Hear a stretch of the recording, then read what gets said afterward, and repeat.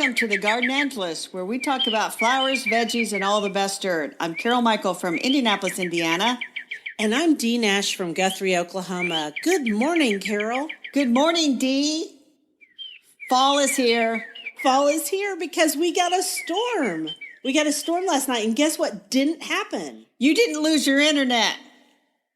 I didn't lose my internet. And all my flowers are rejoicing because the temperature is only going to be 82 degrees today. Yay! I thought the flowers were rejoicing because you didn't lose your internet. Well, that too. They don't really care so much about my internet, but I sure do. So we're recording in the morning again, and you wanted to tell me all about your breakfast. Oh my gosh, this morning I made scrambled eggs just with, oil spray in the pan. I'm trying to lose weight, everybody, but isn't that always my life? Anyway, in my scrambled eggs, I did habanada peppers. And I can attest that habanero peppers have no heat. You just get that delicious fruity taste. I think they would be really good in salads. Oh, wow. I did not grow those, and now I want to. I have a great idea of what to do with habanero peppers, Dee. What? Oh, my God. It would be the greatest practical joke in the world. Of course. You could, because don't they look like habaneros? Yeah, they look like long habaneros, yes. So you could go up to somebody with that habanero and say, would you give me $100 to eat this without drinking any water or milk? Uh-huh. And they're like, ugh, you can't do that. And you're like, watch me. And then you'd eat the habanada, and then they'd have to hand you $100. I mean, that is a fabulous idea. I can't wait to see you try this on passersby next year. Why would you do that? Because it just sounded fun, or you could scare somebody and think, oh my God, you cannot eat a whole habanero pepper. Then you eat it. You can eat a habanada easily because habanadas just taste very fruity. They're delicious, actually. Yes. Anyway, we will include a link on the show notes to the source for habanada because I think people will want to grow it. It's also pretty. For it's pretty. It tastes good. And what a great practical joke that will be. Oh my gosh, people will be writing in going, I tested that on my friend. Just don't grow habaneros and get the two mixed up and end up saying you eat a whole habanero and end up eating the actual one. Yeah. That would be bad. And habaneros aren't the hottest of the peppers. The ghost pepper's hotter, but I don't have to be that tough. No, I don't either. I don't need no Carolina Reaper in my life either. Oh, Lord, no. But we're not really talking about peppers today. No. But we wanted to give a shout out to that pepper. Yeah, because it was delicious. We're going to talk about, what's the flower of fall, Dee? I would say, other than asters, it's the chrysanthemum. And we have a quote. A chrysanthemum by any other name would be easier to spell, by William J. Johnston. When I saw that quote, I laughed myself silly. Yeah, because chrysanthemum had another name. It was dendranthema, right, which is not easier to spell. No. Or say. No, in fact, it's harder because we're used to saying chrysanthemum. I guess it was dendranthema way back in 1961, and it has something to do with different types of mums. But for all of us who are just really regular gardeners, it doesn't matter because the International Botanical Congress in 1995 ruled, and by the way, that's the body that determines plant scientific names. I didn't even know it was a thing. That shows how dumb I am. Anyway, in 1995, they decided that we could all call it chrysanthemum. And I'm really glad because I am too. I just call it mum. I grow mums. Me too. So when we're talking about chrysanthemums, we aren't really talking about the ones that you buy at the pumpkin stand in the fall. The ones that are shaped like bowling balls. Bowling balls? Yeah. Rounded. Bowling balls. Rounded. We aren't really talking about those, although those are chrysanthemums. And I buy we're some. Talking about the ones, I buy some of those. I do too, because you know what? They're a good shot of color. I usually put them in my front garden beds my borders, because there's nothing blooming in there and it's kind of tired looking. And I put out my pumpkins and I put out my Talavera pottery, and then I put those in really pretty terracotta pots, and they last as long as we're talking about those. If you're going to buy those, buy them when they barely show color. Exactly. Because you know what color you're getting, but it won't be bloomed out. Do not buy the ones that are already in bloom because they'll only last a week or so. You want them to slowly come into flower. Yeah, if you buy it in full flower, the only reason I'd buy it in full flower is if you needed color right then for a party or something, and the next day you didn't care, because they won't last more than a couple of days in full bloom. Yeah, they don't last long at all. So, but what we were actually referring to are the good old-fashioned garden mums, which I love because they bloom the same time as asters. And they often have a beautiful open flower. And two I can think of right off the top of my head are Country Girl and Will's Wonderful. And I've been trying to get you to grow Will's Wonderful because it is really wonderful. Kind of a rosy, pinkish purple with a pretty little daisy eye, and it's beloved by pollinators. Exactly. Pollinators. Pollinators love it. So, and in fact, I have pictures of monarch butterflies on it. And anything I can do to help butterflies, especially the monarchs, you know how crazy I am for monarchs, I'm going to help them. And bees love it too. So those two, Country Girl and Will's Wonderful, are both great garden mums. I grow some others too. And pretty soon, I'm looking outside my window right now, outside my kitchen door actually, and all of those mums are ready to bloom in about 2 weeks, I would say. Yeah, and I think mine are probably ready in another week. I have a ton of what they call the Igloo series, and the brand is Roseanne and Friends, based on the geranium Roseanne, which is also very pretty. Okay. But they've sent me over the last several years, I've always gotten a different igloo type. And they still call them dendranthemum on their website, but they are chrysanthemums. Right. Aldrodanthema are chrysanthemums. Oh, I just saw a hummingbird sipping nectar outside. Nice. That's why we garden, isn't it? That is. What I was going to ask you is about the Igloo series. I assume they're really cold hardy, and that's why they're called that. They're cold hardy to zone 4. Okay, so like Will's Wonderful is cold hardy to zone 5. So they're a little more cold hardy than Will's Wonderful, and I haven't looked up Country Girl to see how hardy it is. I know it's hardy in zone 7. Almost. And I was going to also say, if you want to keep those basketball mums and put them in the ground in Oklahoma or Texas, they will bloom for you again next year, but they won't have that shape anymore, of course, because it takes months of work, trimming to get them to look like that.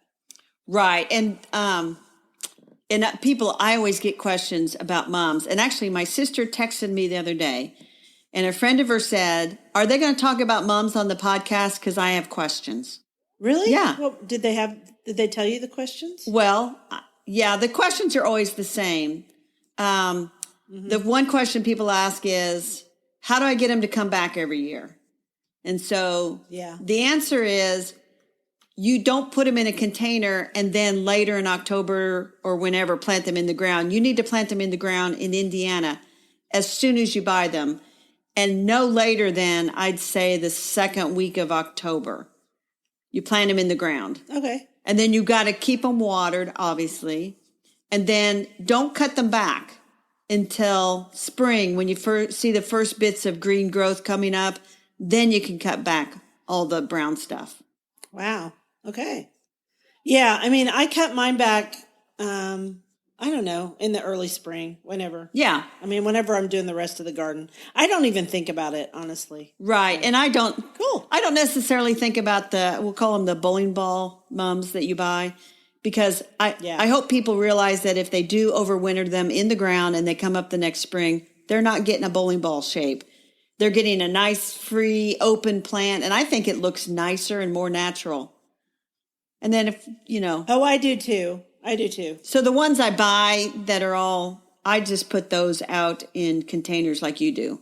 And then I pull them out when I put my Christmas greens on top of the container. I do too. Pretty much exactly the same thing. They're just decor. for me, outdoor decor. And then one thing, and we talked about this when I was in horticulture school in college, is perennial mums are what they call photoperiodic, meaning they bloom in response to shorter days and longer nights.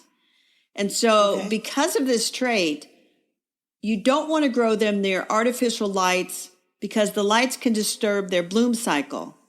And I remember a professor telling us that there was a greenhouse that had a big outdoor light right by it, and they couldn't figure out why the mums weren't sending bud. And it was because that artificial light was so bright, it was keeping them from realizing that the days are getting shorter.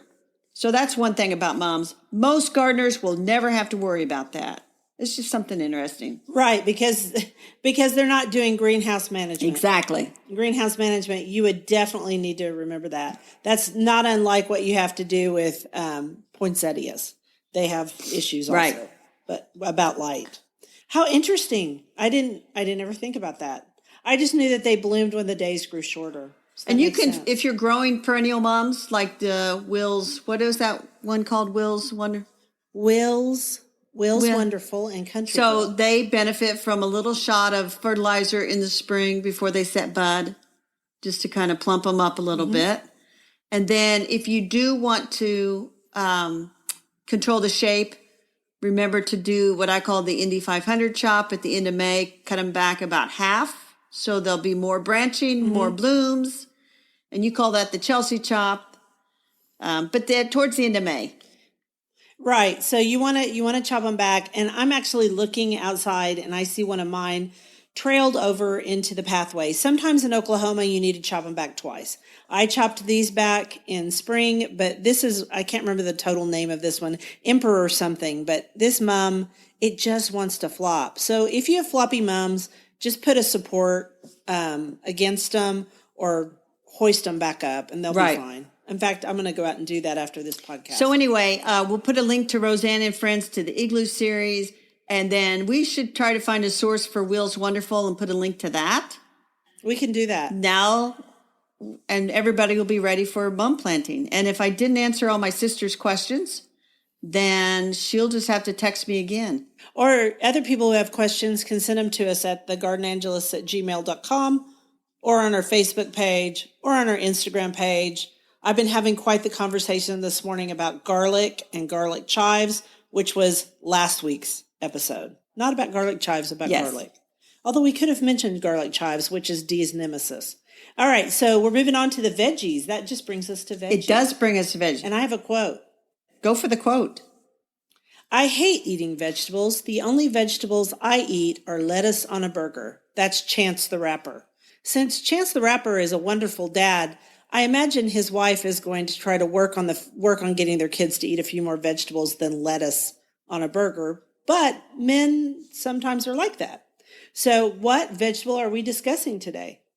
Well, chrysanthemums are edible. Are we discussing those? No, we already did. Now we've moved on to the vegetable. I gave you a hint. I know, but I just wanted to point out that chrysanthemums are edible. I'm not going to eat a chrysanthemum. Even deer don't really want to eat chrysanthemums because they're kind of fuzzy. They're disgusting. We're obviously talking about lettuce. Yes, let us discuss lettuce. Because lettuce is something that you can grow in the fall in the garden because it likes cool weather. In fact, you can't grow it in the heat of summer. Not in our states. I hear that back east you can, but I don't know. When I used to watch the Victory Garden show, he always talked about summer lettuce, and I would giggle behind my hand. But in Oklahoma and Indianapolis, we cannot grow lettuce in the summer. We can, but it'll bolt and taste bitter, and then nobody will have any. So we like to grow it in the spring, and we like to grow it in the fall. And since we're discussing fall gardening... Well, we should also say bolting means it sends up a flower stalk. Yes, which pollinators like. Because pollinators love simple flowers. So if you want to let some of your lettuce bolt after spring, go ahead. I've done it before. Mustard is a good one too. But we're talking about lettuce for the fall, and lettuce for the fall is so good. And often in Oklahoma, the fall season is a little bit longer than the spring one because sometimes we get that heat in there really early. So maybe we should talk. Do you want to talk about our giveaway yet? And then we can discuss more about lettuce. Yes, let's tell the people we're very excited to have a giveaway being sponsored by Botanical Interest, which has wonderful seeds. And so give them the details, Dee. Okay, so we talked with Botanical Interest Seeds last week, and we worked out a deal, and we're going to post this on our Instagram. But let me tell you really quickly about the vegetable seeds they're sending that can be fall sown. There's a chef's medley mesclun, and a mesclun actually means mix of lettuces. Sometimes it also has arugula in it. There's kale red boar, which is that beautiful red kale. There's beet touchstone, arugula wild, and wild arugula is even a little bit perennial. And so it's supposed to be really awesome. I've never grown it. I'm excited. I hope I get these seeds. Me too. Carnival carrots, which is a rainbow selection of carrots. And I grew purple carrots this year in the spring, and I loved them. Pea cascadia. I've grown that. Have you grown cascadia pea? No, but now I want to. It's powdery mildew resistant, which is a really good thing for fall. Easter egg radishes, I've grown those. Watermelon radishes, I've grown those. They're delicious and beautiful. And matador spinach and celebration Swiss chard. And I think they are also going to give our listeners a 2020 calendar that's not even on the web yet. Wow, this is a great giveaway. So we're thrilled to say that we're going to do this, and this is the way you can enter. The day this podcast drops, I will put on Instagram, on our Instagram page, it's a bright banner, and it says enter here basically. And so you're going to comment underneath that, and hopefully also you will share this with your friends, because we're not giving away one of these. We're giving away five of these. Yeah, 5. So there's lots of chances to win, and we hope you'll share it. And I think we're also going to ask you, if you don't already follow us, to please follow us and to please follow Botanical Interests. Is that about it? That is about it. And that is a wonderful giveaway, not just of lettuce, which is great to sow in the fall, but of all kinds of fall sown vegetables. So it's exciting. And sometimes in my state, I know not in yours, but sometimes in my state, if I sow these vegetables in the fall and they don't either come up because we get a really fast cold snap or it's still a little too warm, they will sit in the soil, and then in spring, early spring, I will get a rush of these vegetables. And remember that even if you don't get beets, you can eat beet greens, and beet greens are delicious. So more about lettuce. Lettuce and, well, frankly, any vegetable that you grow in your garden is so much better than what you can buy in the stores. It is. It's sweeter and crisper. And what I like to do is I grow some in a container up by the back door. And then when I'm making a sandwich and I think, oh, lettuce would be nice on this sandwich, I can just step outside, pick some lettuce, wash it off, pat it dry, throw it on there. And it's so good. It is so good. And in my book, the 20-30 Something Garden Guide, I did what was called a lettuce bowl. And I did lettuces in a spiral shape inside a bowl-shaped container. And we ate off those. I did that in the fall, and we ate off those for about a month. And it was really, really good. So there's lots and lots of ways to do lettuce. You can do it in containers. You can do it in raised beds. You can do it in cold frames. And sometimes I will also grow some stuff in cold frames and then cover them up so that I can harvest throughout wintertime. So why lettuce gets better? Why does it get better? Because when it bolts and goes to seed. Right. Probably a chemical change in the leaves somehow that I don't really understand. Do you have a more technical explanation, Dee? No, I don't have a technical explanation. It does. It gets bitter. And so some of the lettuces now, they have made them so that they don't make that flower stalk, but the leaves still do get bitter. And it is a chemical change, but I didn't write down the chemical. And then let's talk a little bit about pelleted seed. Lettuce seed is tiny, tiny, tiny, tiny. And so sometimes they put like a little coating, and I don't even know what the coating is, Dee, to make it a bigger seed that it still will germinate. So pelleted seed is good for little hands, little children's hands, because they have a little bit of trouble. You can also mix lettuce seed with some sand, and then just use the sand as your guide to do it. So Yes, and I've seen people do that. I've also seen people make a seed tape out of, and this is going to sound weird, toilet paper. So Interesting. you take you take a single ply of toilet paper, so you pull it apart, and then you use and you might not want to do this because of your gluten sensitivity, but you make a paste out of like flour, or you could do it with cornstarch, and then you just drop the seed on the tape, and it's kind of glued down with a bit of cornstarch and water mixture or flour and water mixture. Then you can just take that out to the garden and lay the tape on the soil and just lightly cover it, and you'll get even spacing.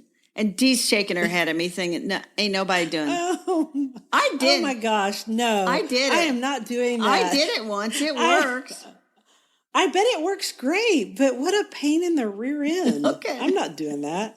I'm just scattering that lettuce seed and thinning. Life is too short. Okay. You can also grow, especially if you live in a warm climate, you can grow lettuce in small containers under lights. You can get it to sprout and later transplant it to the garden. You can also buy lettuce starts at your nursery, but you don't have to. Seed is perfectly fine and it doesn't take very long to germinate. No, it doesn't. So that's our plan for fall sowing of vegetables. And everyone should be sure to check us out on Instagram, find our entry post, comment there, share it with your friends. We have 5 packages or 5 sets of these packages of seeds to give away from Botanical Interests. We would love to have you guys follow us. Those of you who don't follow us already on Instagram, we would love to have you follow us. And Botanical Interests always offers really great information online on their various pages too. So let's talk about our dirt. Our dirt. So a couple of weeks ago, we went to the GardenCom conference and we got tons of information. And today we're going to share about wool pellets from Wild Valley Farms. This is super exciting, Dee. I'm very excited about this product. It was a couple of farmers who had extra wool, and they discovered that it was great for his wife's vegetable garden and her flower garden. And so they started making these wool pellets. Tell us all about them, Carol. Okay, so the wool pellets are the scraps of wool after they shear the sheeps that just ends up on the barn floor, and they were just throwing it away. And then, like you said, they mixed it up with some of the potting soil, and they got amazing results in terms of water retention, so they didn't have to water as often. And they discovered that their 9% fertilizer, nitrogen, 1% phosphorus, 2% potassium, high in sulfur, high in iron, and so it acts as a slow-release fertilizer. And they've done extensive testing with universities trying this product, and the results have been amazing. They have been amazing. And my first thought when we were sitting in this new products seminar was, oh my gosh, I cannot wait to use those in my containers, especially hanging baskets in Oklahoma. As everyone in Oklahoma knows, hanging baskets are really hard here. And so if you added some of these pellets to your soil, your potting soil, not regular soil, you could actually, it'll help it retain more water. And also they've done all this testing to show that the plants grow bigger, which is cool too. So I'm going to mix it in with my potting soil next spring. They gave us some packages, and actually you don't need that much. And then they also have a potting soil with it already in there. And I took a picture of you with those when we were at the trade show at GardenCom. So this is one of the products that I was most excited about. I was too. And they said that, here's the other good thing about it. It's waste wool from ranches and farms. So this would have been thrown away. But instead, they're being able to use it. And what I like is, and I don't want to make fun of those people with the gel beads, but those gel beads, you never wanted to take that potting soil and stick it back in your garden. This is an all-natural product. It's listed with the Organic Materials Review Institute, OMRI, which we've talked about before. So it's just getting out. The word's getting out. We're excited. You can go directly to their website, and we'll have links to Wild Valley Farms on our show notes. They said you can also buy it at Amazon. But go to your local hardware store. They said like Ace Hardware and places. go and ask them. Ask for it, because we want this, honestly, we want this to go national. It's more of a regional product at the present time, other than the testing they've done. It's really new, and everybody at GardenCom was super excited about this product.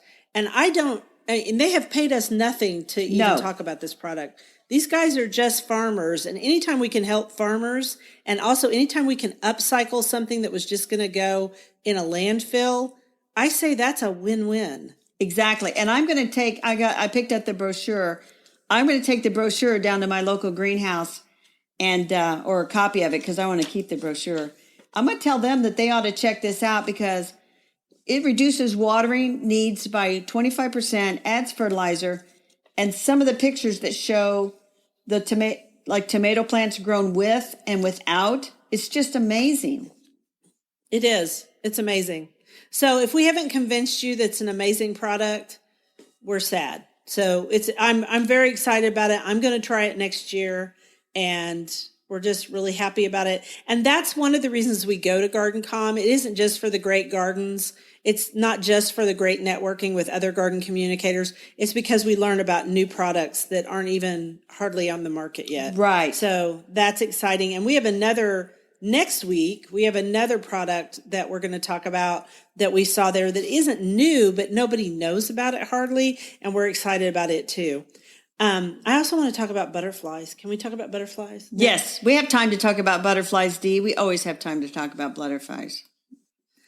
So if you want to know about how monarchs are doing, how other migrating creatures are doing, you can go to a website called Journey North. And Journey North has a specific monarch page where citizen scientists, we've talked about this a little bit before, they report butterfly sightings, roost sightings, which is where the butterflies sleep at night. These are monarchs.